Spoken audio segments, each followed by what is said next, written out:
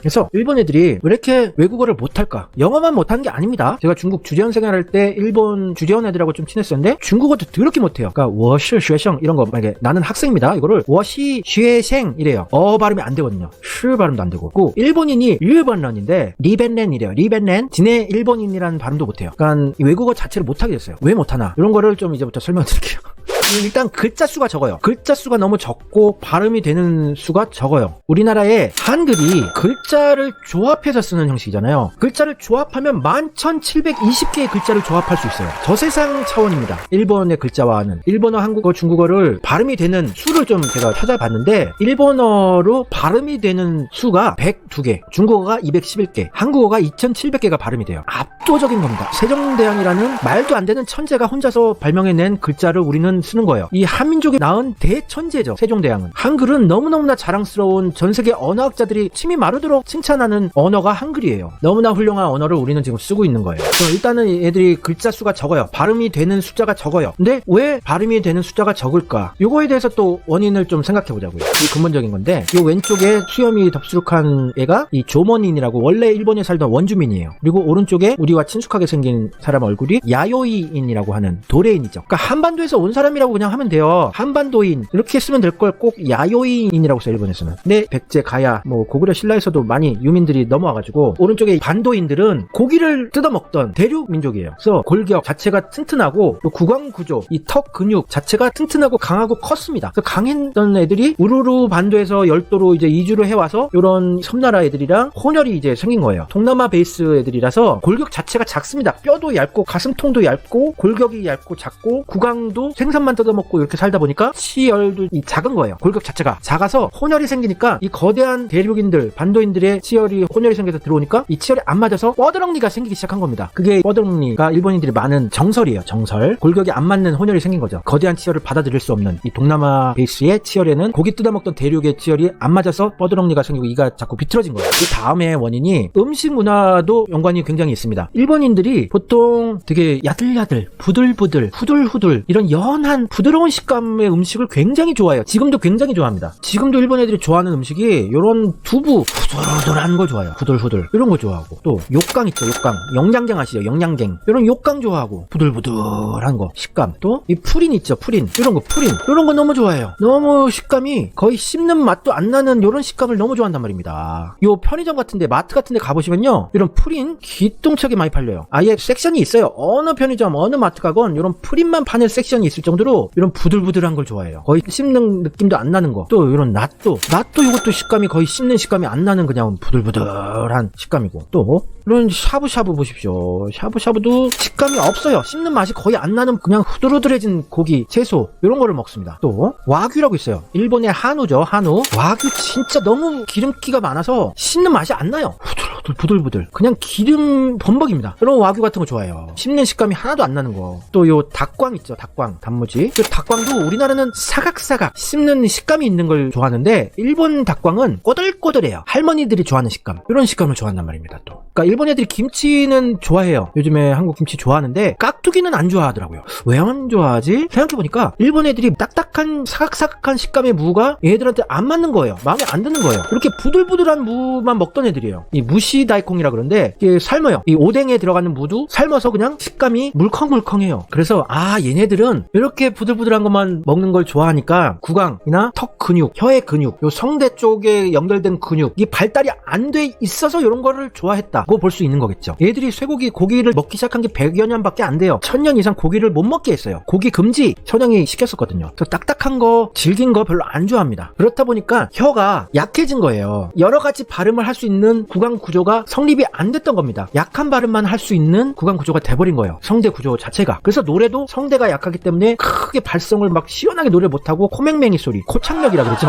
코창력으로 노래를 하는 애들이 많은 거고 배에서 나오는 소리를 못 내는 거예요. 이쪽이 약하니까 잘 먹지도 못하고. 그래서 얘들이 외국어를 못하게 된 근본적인 원인은 구강 구조도 약해지고 요 성대도 약해져서 혀 근육도 약해지고 해서 발음이 안 되게 된 게 이게 근본적인 원인이란 거예요. 근본적인 원인이 요거고요. 음식 문화. 또 두 번째 원인이 뭐냐면 얘들이 메이지 유신 대개혁이란 걸 하죠. 대개혁. 서양식으로 다 바꿔버려! 요걸 시작하는데 서양 문물을 다 번역을 한 겁니다. 이 난학이라 그러죠. 네덜란드의 학문에서부터 시작해서 독일, 프랑스, 영국 모든 전문 서적들을 싸그리 다 수만 권을 메이지 시대 때 번역국이라는 국가기관까지 만들어서 홀라당 다 번역을 해버려요. 빨리 서양을 베껴야 돼. 베껴서 따라가야 돼. 이런 거였죠. 또 이런 해체신서라는 이런 것도 있는데 서양의 의학, 해부학이죠. 해부학. 이런 것도 다 그 필사를 해서 번역을 홀라당 다 해버립니다. 일본 최초의 서양 해부학 책이죠, 이게. 요런 번역서가 기본이 돼서 일본 애들이 번역의 힘에 또 눈을 뜨기 시작하고 또 번역에 의존을 하기 시작합니다. 150여 년 전부터. 아몰랑 그래서 다 번역만 하는 거예요. 그래서 번역의 수준이 굉장히 높아졌어요. 그렇기 때문에 노벨상도 받을 수 있었던 한 가지 요인 중에 하나예요. 번역을 잘하기 때문에 노벨 문학상이나 노벨 과학상도 받게 된 그 이유 중에 하나예요. 전 세계에서 가장 번역의 퀄리티가 높은 게 일본입니다. 미친듯이 전문가들이 많아요. 번역 장인들 많습니다. 또 일봉에 빠진 백인들이 일본에 수십 년간 살면서 일본의 뉘앙스를 배우고 모국어로 번역을 아주 유려한 수준으로 해주는 거죠. 그래서 얘들이 문화가 강했던 거고 서양 애들한테 어필을 할 수 있었던 거였죠. 우리나라는 번역의 힘이 아직까지 약했어요. 우리의 문학 수준이라든지 문화의 수준, 문명의 수준이 훨씬 더 일본보다 높고 압도적인데도 불구하고 그리고 이 문화의 힘이 전 세계에 전파되는 데 있어서 늦었어요. 출발이. 일본보다 너무 늦었습니다. 그래서 이제부터 시작이에요.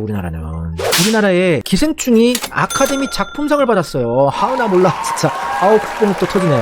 이거를 번역해준 사람이 이 달시 파켓이라는 미국인인데 이 사람이 원래 한국어 전문가도 아니에요. 이분이 델라웨어 쪽에 무슨 컬리지에서 러시아어를 전공하고 인디애나 주립대에서 석박사를 러시아 문학을 전공한 사람이에요. 러시아어 전문가입니다. 원래. 그런데 97년에 호기심에 한국에 왔다가 고려대학교에서 영어 강사를 하면서 한국에서 오래 살면서 한국 문화를 배우고 한국어를 배우고 그러면서 러시아보다 한국에 뿅 간 거예요. 이분이. 그래서 한국 문화를 깊이 있게 이해를 하게 되고 한국 또 영화바예요. 그래서 영화에 깊이 심취하다 보니까 번역의 길을 걸어가게 되죠. 영화 번역. 이분의 번역 실력으로 우리나라 기생충이 아카데미상을 받은 거예요. 칸느 영화제건 아카데미 영화제건 그 영화를 평가하는 사람들은 다 백인들 아닙니까? 외국어로 얼마나 번역을 잘하느냐에 있어서 그 성패가 갈리는 겁니다. 그래서 일본이 두각을 나타냈었던 거예요. 잘 나가던 시절에. 워낙 그런 달시 파켓 같은 일본에 빠진 일본 백인들이 수두룩하기 때문에 얘들은 에도 시대 때부터 서양과 교류를 했었기 때문에 일본들의 역사가 우리보다 한참 길고 또 일본 외국인들이 수가 엄청나게 많아요. 일본어를 잘하는 전문가들이 드글드글합니다. 그렇기 때문에 번역을 잘하죠. 그래서 우리나라가 이런 달시 파켓 같은 분이 계속 늘어나게 될 겁니다. 이제 한국에 빠진 외국인들이 이제 엄청나게 늘어나고 있어요. 한국에 살고 싶다는 외국인들도 늘어서 지금 많이 살고 있고 그러면서 한국어를 많이 배우고 한국 문화에 이제 심취하면서 그러면은 번역의 수준이 높아진다는 거예요. 저도 번역 일을 많이 해봤어요. 여러 가지 언어들 많이 번역해 보면서 느낀 게 양 국가의 문화를 깊이 있게 이해를 해야지 진짜 제대로 된 번역이 나옵니다. 그런 기술 번역 이런 거는 수준이 낮은 거예요. 이 전문 기술 번역이 제일 수준이 낮은 겁니다. 그건 사전만 찾아보면 다 찾는 거고 문장, 뉘앙스, 문학, 영화 이런 문화 컨텐츠 번역이 제일 어려운 거예요. 수준 높은 겁니다. 그래서 우리나라도 이제 이런 분 같은 한국뽕에 빠진 외국인들이 늘어나면서 우리는 세계를 문화로 문명으로 세계를 주도하게 될 겁니다. 그래서 우리나라가 외국어도 일본보다 훨씬 잘하고 미국 명문대학교에는 중국, 한국 유학생이 드글드글이에요. 드글드글. 일본 애들은 거의 찾아보기가 힘들어요. 또 이과 쪽은 중국, 인도 애들을 드글드글. 일본 애들 거의 없어요.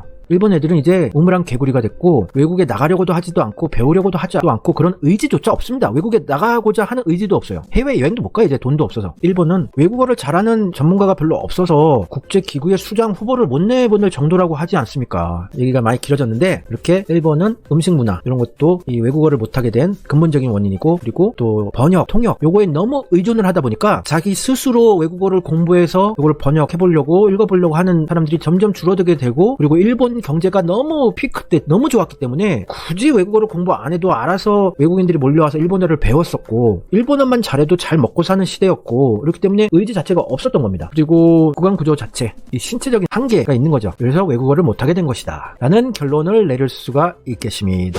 여러분께서 눌러주신 좋아요 버튼 친일 매국 세력을 척결하는 데 큰 도움이 됩니다. 꼭 좀 부탁드리겠습니다. 감사합니다.